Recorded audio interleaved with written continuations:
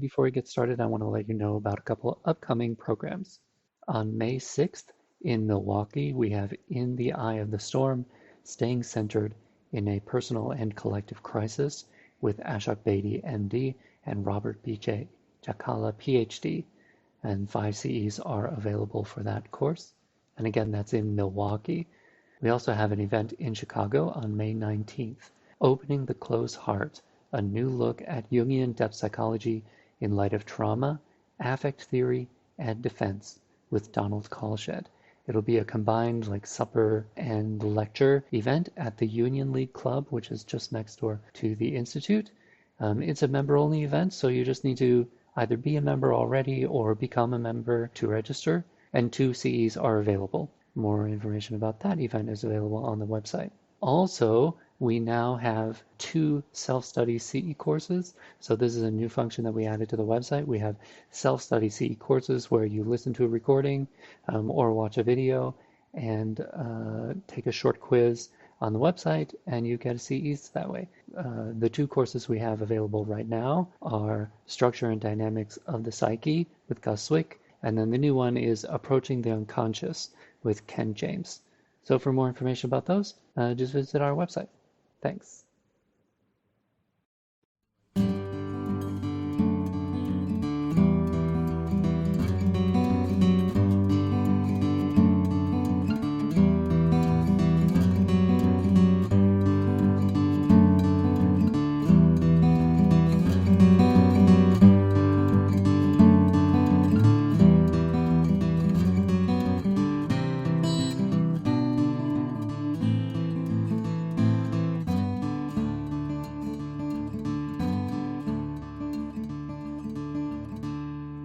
Welcome to the Jung Anthology podcast from the C.G. Jung Institute of Chicago. Technology and the Self, Part 2. Finding Ourselves in a Digital Culture with Elizabet Nelson. Elizabet Nelson, PhD, has served on the faculty of Pacifica Graduate Institute since 2003. Dr. Nelson's own research interests have long been addressed to the issues of gender, shadow, and power, with a particular devotion to dangerous women in fiction and fact. She has published several papers and chapters in edited collections and regularly presents at scholarly conferences around the world. Dr. Nelson's books include Psyche's Knife, Archetypal Explorations of Love and Power, and The Art of Inquiry, A Depth Psychological Perspective, co-authored with Joseph Coppin, which is now in its 3rd edition. She has been a professional writer and editor for more than 30 years, coaching aspiring authors across a variety of genres and styles through her consultancy, Wingedfeat. She joins Patricia Martin for a lively conversation about the value of Jungian thought in our tech-centric times. Now let's jump right in.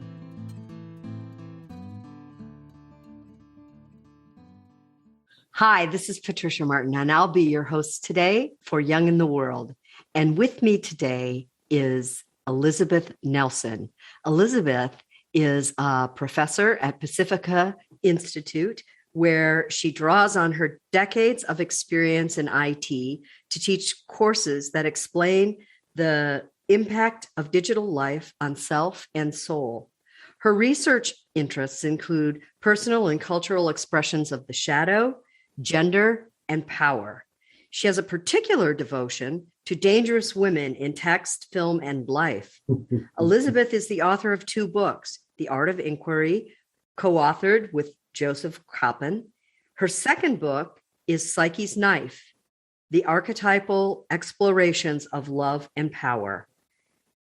She has been an editor and a writer for 30 years, and she has many essays and articles out there about Jung and the interface between the psyche and technology. And we are thrilled to have you here with us today, Elizabet Nelson. Thank you so much, Patricia. I'm very happy to be here. Well, I have to tell you, I admire your balanced view of technology. You are neutral about it, as was Carl Jung, in that, he was writing about it before it was even cresting the hill. And he took a neutral stance as well, in as so much as to say, let's see where this goes. let's see where humanity takes it. And that's where I'd kind of like to pick up with my first question, is to ask you, there's less and less boundary every day between what it means to be human and what is machine driven. And certainly we have fallen in love with our devices, our laptops, our phones. I don't know anyone who can live without them. And so I'm curious to know, at the root of this, why you think, despite any kind of technology programming, why are we so seduced by technology? Oh, well, there are at least a couple of good answers to that question. I think partly we're seduced by convenience. There's no question that the designers of the kind of technology that I focus on, which is mobile digital technology, which is pervasive for just about everybody in the first world, at least. There's no doubt that the designers are very clever about making things that make our lives easier. And they do. One of Jung's warnings about technology, and he was not neutral about this at all, is that new advances often create a much speedier life. And they are deceptive sweetenings. I think that's his phrase. So he was concerned about the pace of modern life. And of course, what we've seen in the last, 60 years since he said that, is that modern life has only gotten faster. So the devices help us manage this hectic life that most of us live. That's certainly one answer. Yeah, no, I really appreciate you bringing up this business of the speeding up of life. And I guess I'm wondering, is it your thought that what Carl Jung was trying to say is that the speed of life might be at the expense of inner work and personal reflection, that kind of depth work that is required by Jungians to really kind of come into yourself and become whole? The term we use is Jung's term, individuation. Do you think that was the concern? Oh, I definitely think so. One of the most potent images from Memory Streams Reflections is late in that book, where he talks about how soul is a buried treasure in the field, and he feels like he's failed in his task to remind people of the soul. Well, if you think about it for just even a moment, it takes a while. It takes slowness. It takes observation. It takes attention to notice that there might even be a treasure there, let alone to dig it up. So within that one very rich image, he gives us an idea of just how slow the work of the soul is. And others, of course, have said this as well. Hillman says in Search that attention is the cardinal psychological virtue. We can't do anything psychologically or psychological without first paying attention. Thomas More talks about how soul work is slow work. So there seems to be a general consensus that the pace of soul and the pace of soul work is antithetical to the haste of our technologically driven life. I wonder sometimes that if technology is actually beginning to consume the bandwidth of attention and awareness that might otherwise go into consciousness. Meaning, does technology eventually have the power to separate us from connection to the soul? Well, yes. Yes, it certainly does. The short answer is yes, right? The short answer is yes. One of the more powerful, fairly recent documentaries that I highly recommend is called The Social Dilemma. Right. And it's a series of interviews with some of the technocrats from Silicon Valley who are, heads of some of the largest companies, Google, Facebook, et cetera. And one of the things that they make clear is that we are the product.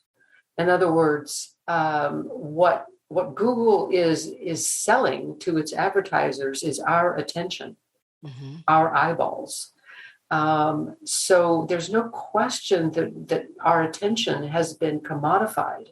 And if it's been commodified, you know that a company that's looking at the profit margin is going to do everything it possibly can to keep your attention where it wants. So when you're talking with your students or with some of the people that you counsel, are you advising them to guard their attention so as to protect their consciousness? I do, and in fact, that's one of the subjects that comes up in the class that I teach on technology, and it's not so much a matter of we don't immediately go to a defensive position, but I encourage students to go to a place of consciousness, to become aware of their habits with mobile digital technology. Start there, awareness. And then from there, ask themselves, how does this technology enhance my life? And how does it detract from my life? So that they have the power of choice. Interesting. I was fascinated to also read about your experiments with your students. So you put them on a 72-hour tech diet, right? Like it's Yes. right. It's sort of like the Outward Bound program of like no tech, and but it's more than just no tech. There's a whole bunch of things that they can't do anymore. Please talk about that, and then my follow-up question is like, what have you learned? But let's start with how it works. Okay, so how it works is it is a 72-hour fast. I call it a digital fast, but it's not necessarily that. I have to tell you that this is the assignment that is most hateful to my students. And I've heard not a few of them sort of swear under their breath that they even have to do this. So let me give you just a little bit. So it's 72 consecutive hours. Okay, so like 3 solid days. And they have a choice between attempting not to use any technology at all. The second option is to use technology, but only to use one device at a time or one program at a time, one app at a time. The third fast, which doesn't have anything to do with technology, but is surprisingly difficult, is to do only one thing at a time. So it's a choice that they have. Very few people are able to give up technology entirely.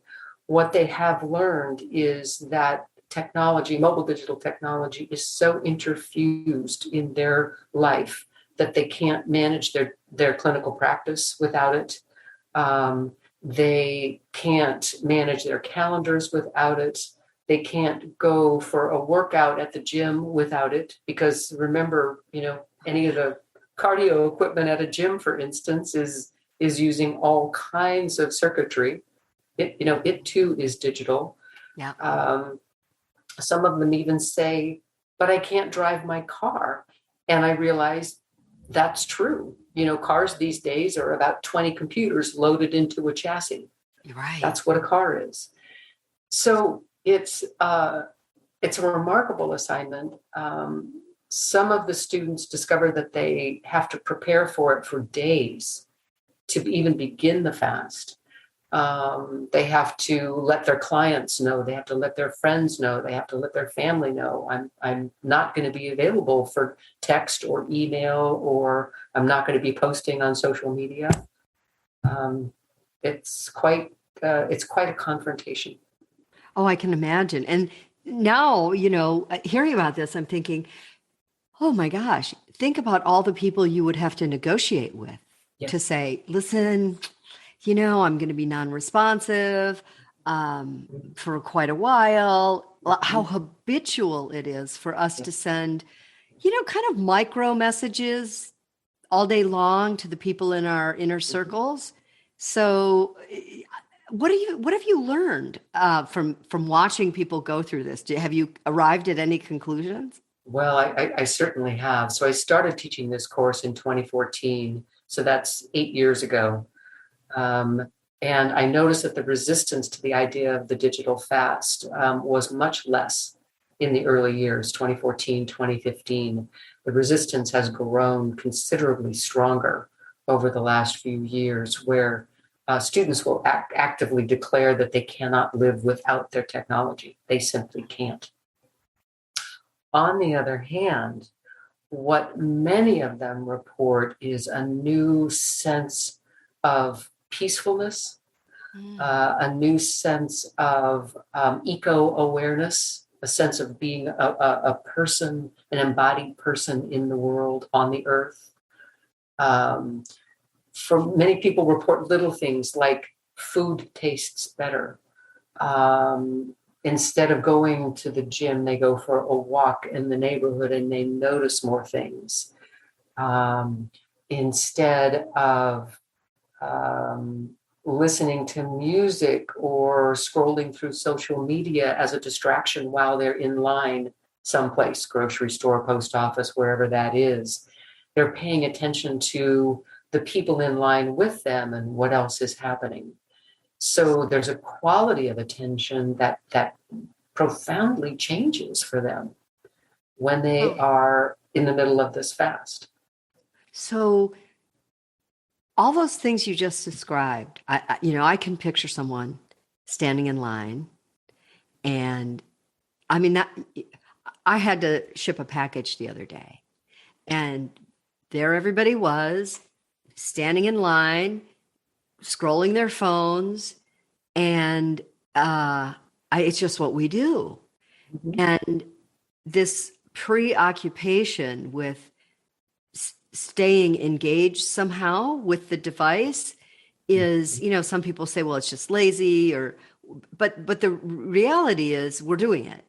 And so we're not, what you're seeming to be learning is that the things that really do make us human, so paying attention, observation, kind of assessing our surroundings, and being a sentient being is fogged by an over-reliance on technologies. Do I have that right?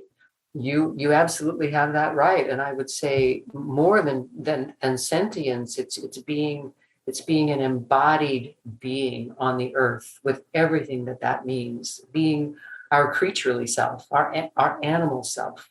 We're alienated from our animal existence. But it's more than just a habit. For many people, it has risen to the level of addiction. And many of my students report that they find themselves sort of, unconsciously reaching for their smartphone, for instance, as a self-soothing gesture. Mm-hmm. It's a way of avoiding some of their deeper feelings that might arise while they're at the post office in line waiting to mail a package. And the end result of this experience for the students is, first of all, incredible relief that they can use their devices again. They're so happy that the fast is over, understandably so. And then new awareness about how using sort of an addiction to devices, mobile digital devices, is like placing a set of blinders, not over just their eyes, but over their entire bodies. Oh, wow. So there's a somatic function of being human that is also suppressed through an overuse of personal technologies. Wow. Yes, without question. Wow. Without question. So if you take the long view of this, being a Jungian, how do you see people who do want to accomplish the work of the internal life? And, I believe that Carl Jung thought that our ability to reflect was actually an instinct. So you know, we want to do this, but we're preventing ourselves, we're thwarting ourselves from doing this. What's your long view of this? Is this just going to keep on going faster and faster, and humans are going to have no say in this? Or what's your thought? Well, I mean, I suppose that there are, a couple of potential scenarios. If you listen to somebody like Ray Kurzweil, who is a very well-known futurist, he embraces the idea of the post-human, the 21st century cyborg, with a great deal of enthusiasm. He does see that as the next step in our evolution. The idea that, that we can eventually dispense with the body and become, for all intents and purposes, immortal. That is a terrifying thought to me, for all kinds of reasons. Wait. Now, hang on. That was so juicy. I have to know. Why is that so terrifying? Well, all I have to do is think back to what the Greeks knew about getting close to the gods and what happened to any human being that, presumed to even look at a god, let alone become a god, right? We have the story of Semele and Zeus. He offered to grant her any wish that she wanted. And she said, what I want is to really see you, in all of your divinity. And because he had promised, he had to keep his promise. And so what happens? He shows himself to her, and she's, instantaneously burnt to a crisp, right? So the gulf between human and divine is something that's supposed to be maintained. And Kurzweil's idea that we can somehow become immortal, cross that divide, it's just terrifying. Well, we have the technology. We'll get there. But should we get there is really what you're asking. But I'm fascinated also with this idea of you raising mythology, because my understanding for Jung, and, I'm kind of tapping into Murray Stein here about pursuing folklore and mythology, is that it was kind of a shared need in the collective unconscious. So we projected those stories because we needed them to survive. There are lessons in those stories that are useful to us as a race, as a people. And I just wonder if that is so, then is not the internet and its vastness, people now refer to it as a digital culture. Is it not a projection of the unconscious, of the collective unconscious? Oh, well, I think you could see it that way, certainly. And the word that I like to use, the phrase that I like to use when I think about it as a projection is in a little bit of antiquated term, the World Wide Web. Oh, yeah. So that immediately presents an image of the world connected in something vast and whole. And also, if you think about spider web, webs are very, very sensitive. Mm-hmm. It's the way the spider extends her peripheral awareness to an area that's much larger than her small body. Mm-hmm. So if we think about the World Wide Web as this sensitive medium in which all of us are profoundly connected, sending and receiving messages to each other all of the time at a magical speed. Right. I think you could see that there is the possibility, at least in that image, of a projection of something that is at least a fantasy or a dream of humanity. It's also humanity's nightmare, as we have seen. Yeah, and that leads me to some questions about shadow, because I think you're the perfect expert. You have a background in IT.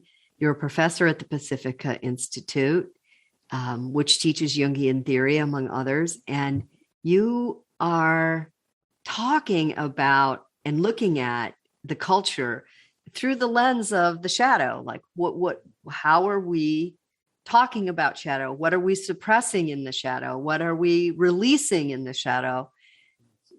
Tell me what as you look at the let's go back to your World Wide Web use. What are you finding there when you look at shadow? Oh, gosh. Another small question. I know. Well, you know what, Elizabeth Nelson, I brought you on because I figured I'll just boil the whole ocean because I think you can do it. But anyway, we can down chunk it if you want. No, I think it's such a great question. Certainly. So let me answer the question about the shadow of technology first, rather than specifically the shadow of the World Wide Web or the internet. Okay. I think one of the things that has haunted us as a human race for a very long time is, just because we can do something, should we? And so one of the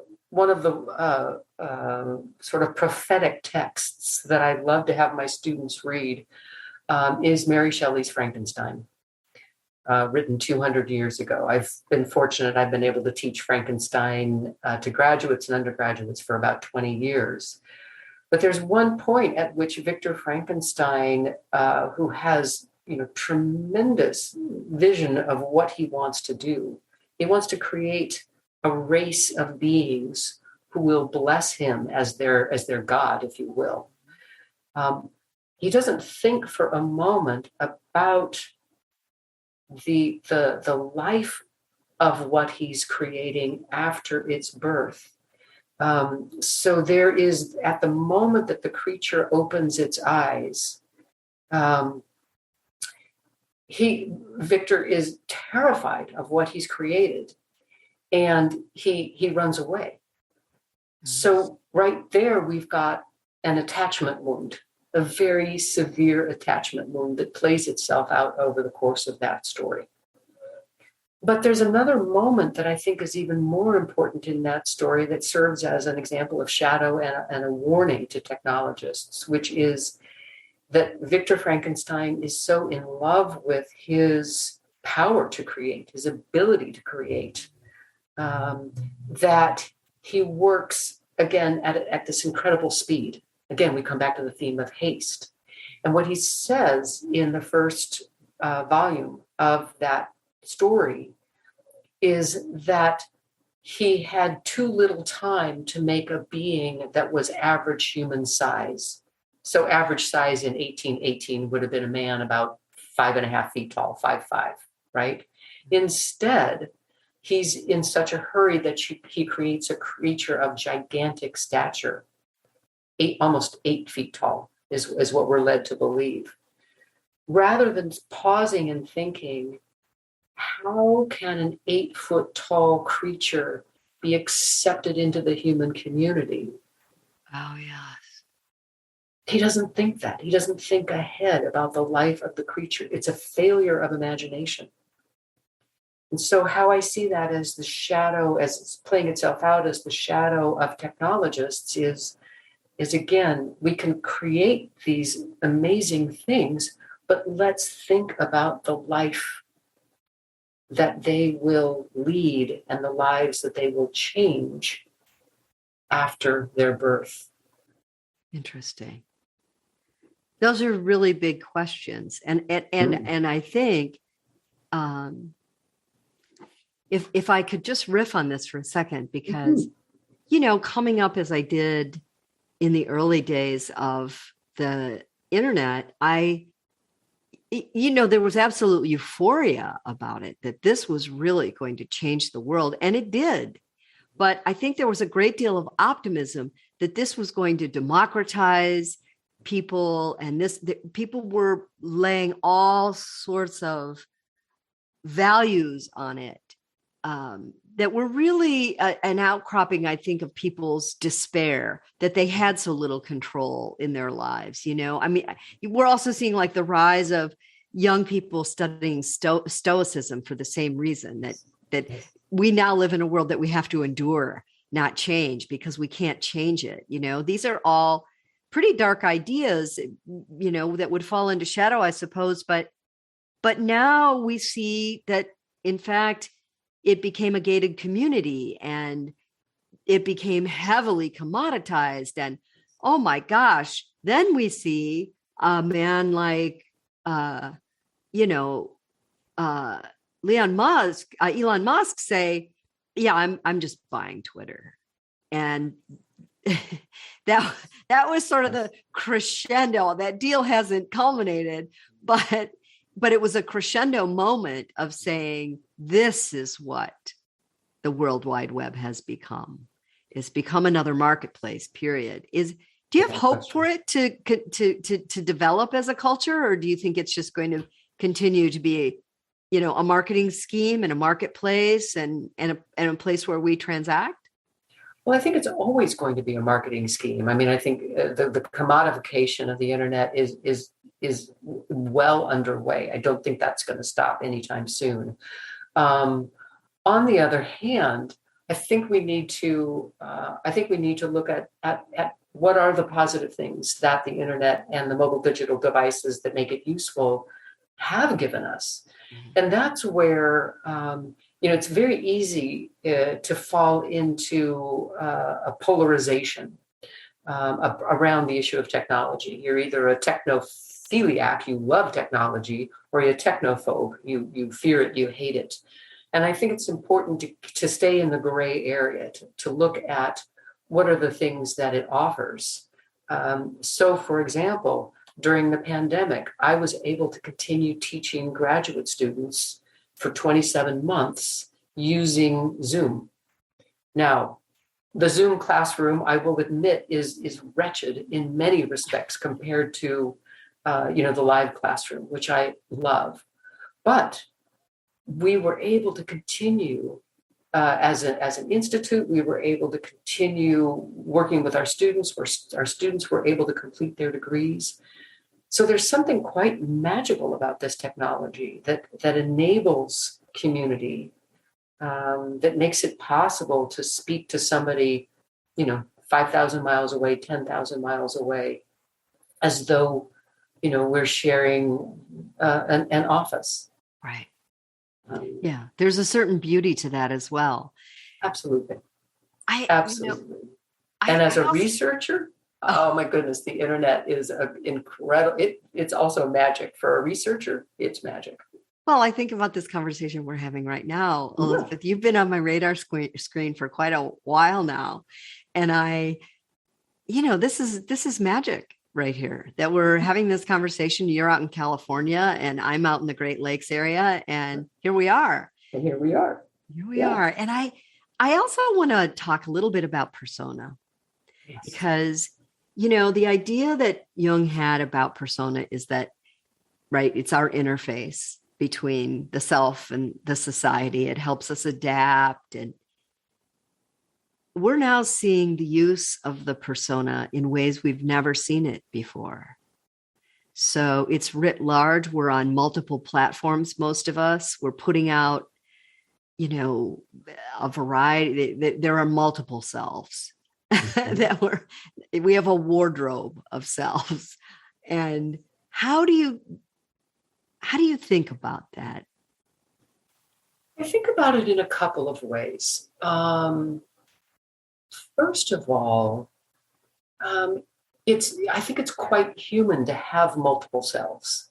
Some of us have larger wardrobes than others, to borrow your metaphor. But the persona is a way of adapting to social circumstances in a way that's truly helpful. So, for example, what I wear when I'm going on a long bicycle ride is not what I wear when I'm teaching my graduate students, right? Those are two different kinds of costumes, and I bring two different selves to it. What technology, particularly social media, has allowed us to do is to create multiple versions of ourselves, multiple personae. And on the one hand, that can lead to a fracturing of the sense of self. In other words, it could be can be kind of disintegrating, if you will.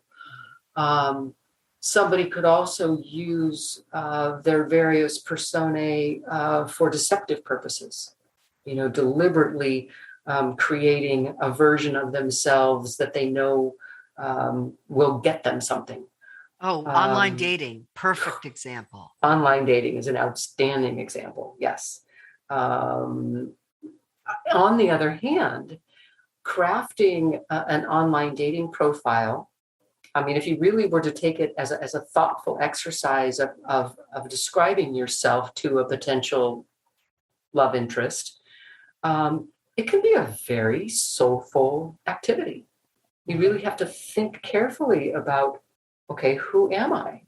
Mm-hmm. Who am I? What am I looking for? What would somebody find interesting about me? So it can be, again, it can serve this for, it could be a form of deception, but it could be a form of radical honesty as well. The other thing that I like to think about is two other ways of looking at it. So the shadow of personae and social media is the idea that we are supposed to create a curated life, that it has to look a certain way. We have to look a certain way for popularity, social acceptance, et cetera. Mm-hmm. And that can be not only coercive, but honestly, it can be deadly because it can be shaming. Mm. So we see, especially among young people, adolescents who are at a stage when they're exploring all kinds of identity issues. If they feel intense pressure to be a certain way and they're not that way, it can create, all kinds of agony, personal agony for them. On the other hand, playing with multiple persona via social media might be a way for them to experiment, like trying on different costumes. Let's see what is fitting, what fits, what feels fun or comfortable or real. Mm-hmm. Yeah, you know what? I've been fascinated with this for about a decade now, and that's very consistent with what I'm finding, is that the people who are using it consciously are able to explore. It's almost like you can prototype a self. And people who are using it unconsciously are feeling more fractured. If and I'm painting a broad brush here, but those are the two buckets I think it falls into. And I'm wondering, when you teach Carl Jung to young people, whether they be graduate students or undergraduate students, where are you finding the sweet spots of his relevance? Well, the students really get the concept of the shadow. Do they? And they really understand persona without question. I'm thinking particularly, undergraduate age students, 18 to 25. Mm-hmm. They also understand how entire cultures have a persona that can be coercive. So they understand the idea of shadow and persona at a cultural level, mm-hmm. at a political cultural level, which I think is fascinating.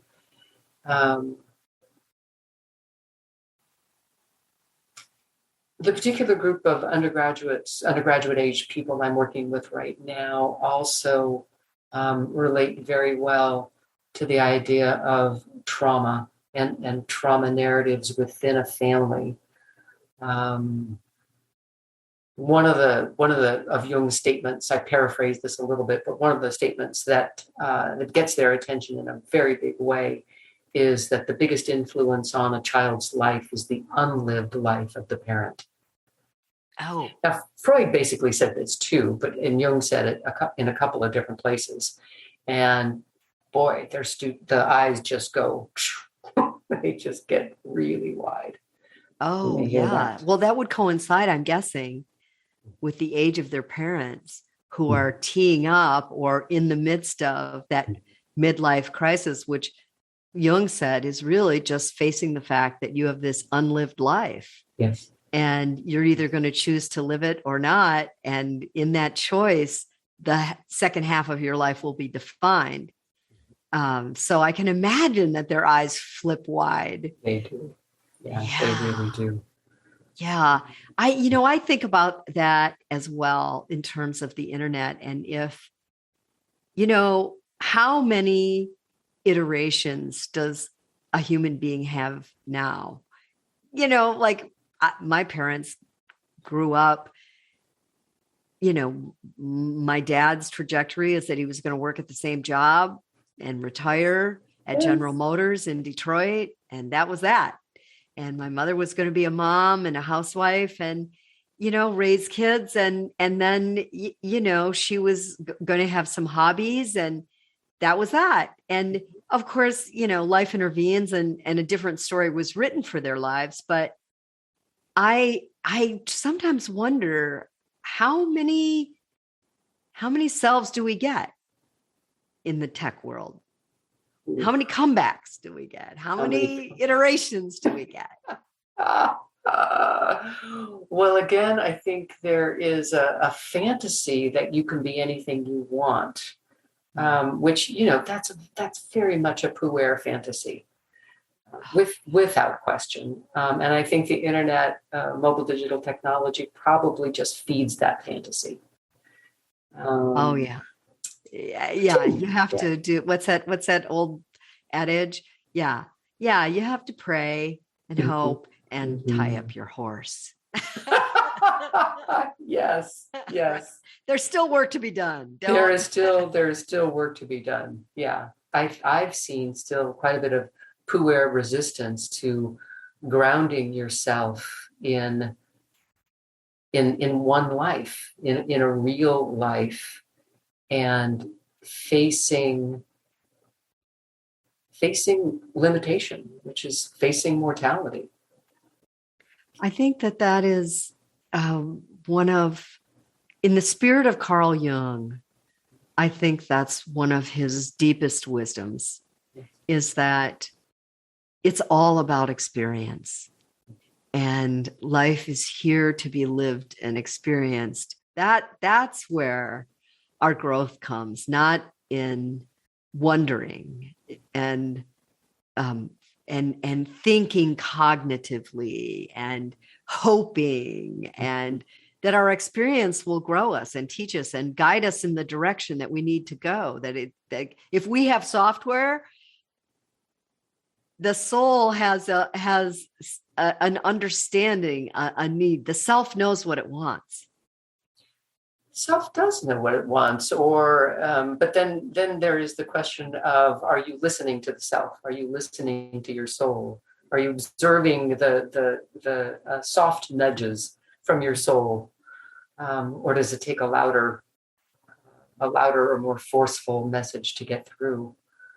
But I don't want to disparage the role of the imagination in. I mean, one of the lovely things about the puer is that, or the puella, is that he or she can imagine many possibilities, and that's a fabulous thing. And it can be a very nourishing activity. So I think this is probably very true, especially for young people, but maybe also for anyone at the midlife. What have I not yet lived that my soul is calling me towards? And can I imagine that and how I might go from where I am now towards that? Do you work with people on this stuff? You're a writer and you teach writing? I do. And yes. I wonder if you ever engage people to, in a kind of active imagination sort of way, to use their writing to kind of dig a little deeper and pull out the messages that the self would really love to say. Maybe Absolutely. You can get it on a page. How does that go? I do it all the time. I mean, one of my favorite tools that Jung called active imagination is indispensable for me when I'm working with authors. Very often in a session with an author, an image will come in, and I'll be aware that there's another figure in the room, if you will, who has something to say about what they're writing. The other thing that I ask authors to do is to look at a piece of writing and identify the images that are already on the page in the prose. And the images usually show up in metaphors. Sometimes they're cliches, no question about that. But the images are there. They're already on the page. It's a matter of taking them seriously in a playful way, seeing the life in the images and who wants to come into the writing process. That is it's such an exciting way to work with authors. I was about to say, that sounds fascinating. It's great. I love my work with authors. I can tell you love your work. It just shows on you. And I knew that would be the case if we brought you on to Jungian anthology and talked about these issues of, people call it sometimes the post-human age. And I don't know that I'm really post-human yet. I think I'm really wanting to keep my humanity, even though I love technology and I love to study the digital culture. So I want to thank you, Elizabet Nelson, for sharing your time with us and all of your wisdom that you've collected over these years of being in the tech world and also being in the world in the realm of the theories of Carl Jung. You're very welcome. It's been a delightful conversation, Patricia. Thank you.